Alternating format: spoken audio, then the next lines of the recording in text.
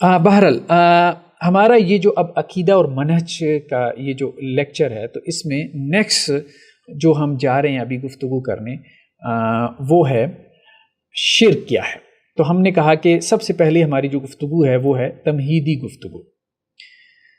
تمہیدی گفتگو میں ہم ذرا شرک کے تصور کو تھوڑا سا کھولتے ہیں، ٹھیک ہے، اپنے طور پہ ابھی ہم بیان کرتے ہیں شرک کے تصور کو، یعنی ایک بنیادی بات ذہن میں بیٹھ جائے، اس کے بعد پھر ہم قرآن کو دیکھیں گے اور قرآن کی روشنی میں سمجھیں گے۔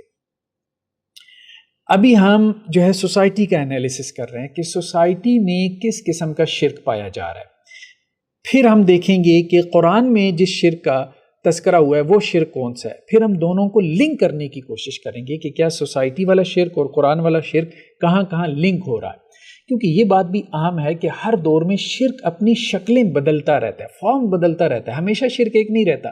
کسی زمانے میں سب سے بڑا شرک جو ہے وہ بت پرستی تھی، یا آپ کہہ لیں کہ جی کواکب پرستی تھی، نجوم پرستی تھی، ٹھیک ہے، اور آج کے دور کا اگر سب سے بڑا شرک جو ہے وہ کہا جائے تو وہ شاید مادہ پرستی ہے یا نفس پرستی ہے۔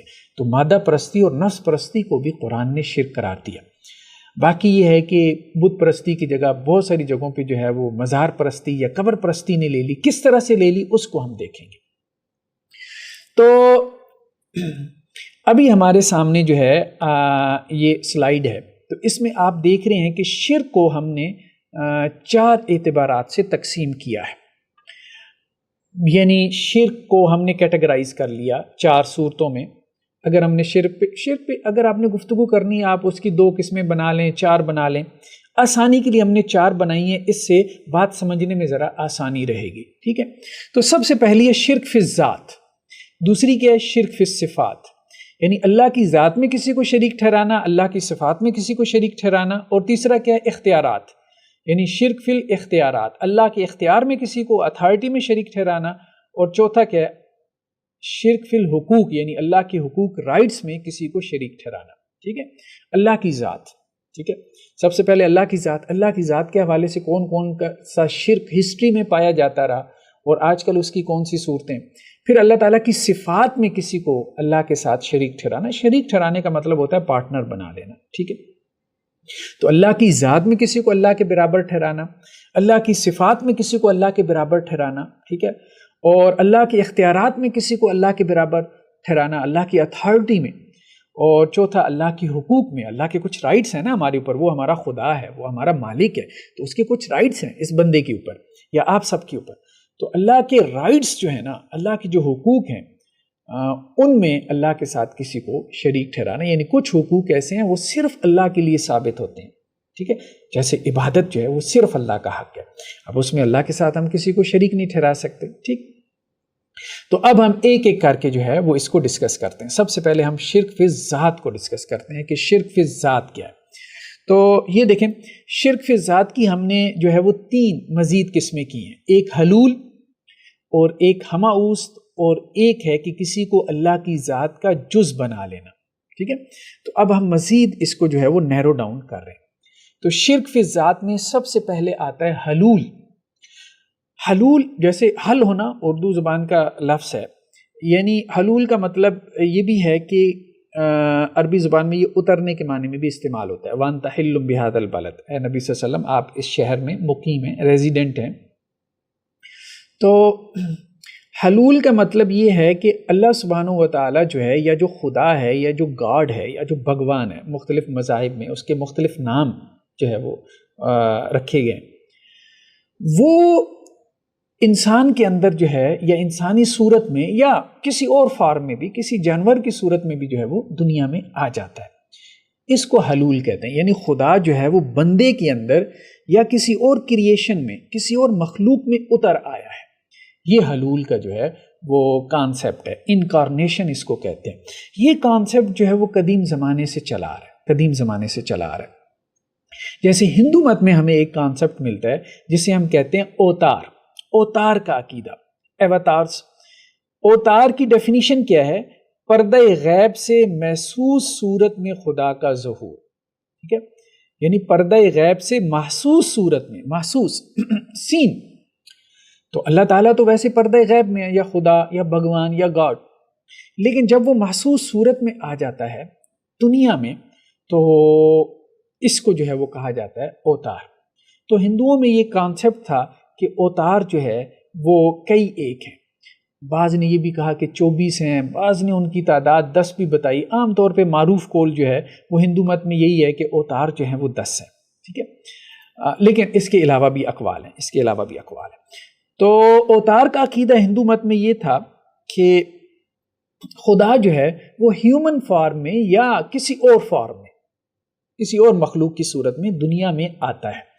خدا کے اس صورت میں آنے کے مقاصد کیا ہیں، آبجیکٹیوز کیا ہوتے ہیں، یہ ہم بھگوت گیتا سے دیکھتے ہیں۔ بھگوت گیتا جو ہے وہ ہندو مت کی جو سیکریڈ اسکرپچر ہے، جو مذہبی کتابیں، مقدس کتابیں ہندو مت کی، ہندو مذہب کی، ان میں سے ایک ہے۔ اگرچہ ہندو مت کی سب سے جو ہے وہ مستند کتابیں، اتھینٹک کتابیں وہ وید ہیں۔ اچھا، ویدوں میں یہ کانسیپٹ نہیں ہے، ویدوں میں اوتار کا کانسیپٹ نہیں ہے، ٹھیک ہے، ویدوں میں آپ کو توحید بھی مل جاتی ہے۔ ہم کسی وقت کمپیریٹیو ریلیجن پہ ایک سیریز شروع کریں گے تو اس میں ہم دیکھیں گے انشاءاللہ سے ہندو مت کو بھی۔ تو خیر، ہندو مت کے جو پرائمری سورسز ہیں، پرائمری اسکرپچرز ہیں، وید جنہیں کہتے ہیں یا اپنشد کہتے ہیں، ان میں آپ کو اوتار کا جو ہے وہ کانسیپٹ نہیں ملتا۔ ہاں، بعد میں جو ان کے ہاں سیکنڈری سورسز ہیں، ان کی جو دوسرے درجے کی مقدس کتابیں ہیں، لیکن وہ پڑھی زیادہ جاتی ہیں، وہ عام زیادہ ہیں، تو جیسے بھگوت گیتا ہے، تو اب وہ اس کے اندر آپ کو اوتار کا کانسیپٹ ملتا ہے۔ یہ ہمارے سامنے بھگوت گیتا کا ایک جو ہے وہ کوٹیشن ہے، ایک اقتباس ہے۔ یہ ڈاکٹر ذاکر نائک کی کتاب ہے اسلام اور ہندو مت کے نام سے، تو اس میں یہ کوٹیشن انہوں نے دی ہے، بھگوت گیتا کی کوٹیشن۔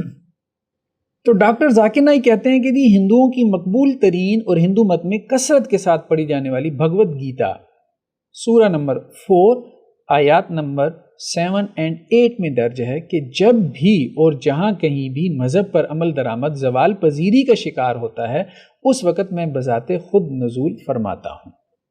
یعنی یہ گویا کہ ان کے ہاں یہ کانسیپٹ ہے کہ خدا جو ہے جب دیکھتا ہے کہ مذہب، یہاں مذہب سے مراد ہندو مذہب ہے، جب اس کو زوال آ رہا ہے دنیا کے اندر، تو خدا جو ہے وہ کسی صورت میں، شکل میں دنیا میں اس کا ظہور ہو جاتا ہے تاکہ وہ مذہب کو دوبارہ جو ہے وہ مضبوط کرے۔ دوسرا مقصد کیا بیان کیا گیا کہ خدا کیوں آتا ہے دنیا میں؟ بد کرداروں کو نیست و نابود کرنے اور مذہب کے قوانین دوبارہ بحال کرنے کے لیے میں بذات خود نمودار ہوتا ہوں، ہزاروں برس بعد، ٹھیک ہے، لیکن یہ ہوتا ہزاروں برس بعد ہے۔ تو اوتار کا یہ جو عقیدہ معروف ہے اس میں یہ ہے کہ 10 مرتبہ، یعنی 10 اوتار ہیں، یعنی 10 مرتبہ خدا مختلف زمانوں میں اس دنیا میں آیا ہے، ہیومن فارم میں یا کسی اور آپ کہہ لیں اینیمل فارم میں۔ تو یہ ان کے ہاں، ہندوؤں کے ہاں یہ کانسیپٹ ہے خدا کا۔ اب ظاہری بات ہے کہ یہ شرک فی ذات ہے کہ خدا جو ہے وہ آپ نے انسان کو مان لیا کہ خدا جو ہے وہ انسانی صورت میں دنیا میں آ گیا، یا خدا آپ نے کسی جانور کو مان لیا کہ خدا اس جانور کی صورت میں دنیا میں آ گیا۔ تو بہت اس طرح کے دیومالائی قصے ہمیں ہندو مت میں مل جاتے ہیں۔ تو عام طور پہ جو معروف عقیدہ ہے وہ یہی ہے کہ 10 اوتار ہیں۔ وہ 10 کون سے ہیں؟ وہ ڈاکٹر ذاکر نائک نے ان کا تذکرہ کیا ہے، ویسے بھی عام تقابل ادیان کی کتابوں میں آپ کو مل جاتے ہیں۔ پرانا کے مطابق جو ہے، یہ بھی ان کے ہاں مذہبی کتابیں ہیں، کئی سو اوتار ہیں، لیکن وشنو 10 اوتار رکھتا ہے، ٹھیک ہے، یعنی ان کے ہاں بھی 3 خدا زیادہ معروف ہے نا۔ ویسے تو ہندوؤں کے ہاں جو ہے ویسے اختلاف ہے ان کے ہاں، ہندوؤں میں بعض فرقے ایسے ہیں جو توحید کے بھی قائل ہیں، اس پہ ہم کسی اور وقت میں گفتگو کریں گے۔ لیکن عام طور پہ کتنے خدا ہیں اس میں بھی ان کا اختلاف ہے، جو کثرت کے قائل ہیں۔ تو 33 ملینز، یعنی آپ کہہ لیں کہ کافی زیادہ خدا بن جاتے ہیں، کروڑوں میں بن جاتے ہیں۔ اب ان میں سے 3 خدا جو ہے وہ معروف ہیں، ان میں سے ایک وشنو، تو وشنو جو ہے اس کے 10 اوتار ہیں۔ پہلا کیا ہے جی؟ متسیہ اوتار، یعنی مچھلی کی شکل میں وشنو جو ہے وہ مچھلی کی صورت میں دنیا میں آتا ہے، مچھلی کی صورت میں دنیا میں آیا ہے، ٹھیک ہے، یوں کہہ لیں۔ دوسرا کیا ہے جی؟ کچھوے کی صورت میں بھی آیا ہے، سور کی صورت میں بھی آیا ہے، پھر جو ہے وہ نراسمہا اوتار، مطلب آدھے آدمی اور آدھے شیر کی شکل میں بھی آیا ہے۔ پھر 5ویں مرتبہ جو ہے وہ وشنو جو ہے وہ برہمن کی شکل میں آیا ہے، اور اسی طرح جو ہے وہ پھر آگے راما کی شکل میں کرشنا، یہ کرشنا جی وہ جو گیتا کے ہیرو ہیں، ٹھیک ہے، کرشنا کی صورت میں آیا، پھر جو ہے مطلب 8ویں مرتبہ، تو 9ویں مرتبہ گوتم بدھ کی شکل میں آیا ہے، اس میں بھی اختلاف ہے، لیکن بہرحال 10ویں مرتبہ ان کا کہنا ہے کہ جی ابھی آئے گا، یعنی وشنو جو ہے دنیا میں دوبارہ آئے گا کال کی اوتار کی صورت میں۔ تو یہ اوتار کا کانسیپٹ ہے ہندوؤں کے ہاں، کہ بیسیکلی خدا جو ہے اس کانسیپٹ میں کیا ہے کہ ہیومن فارم میں یا اینیمل فارم میں اس دنیا میں آ جاتا ہے۔ یہ شرک فی الذات ہے۔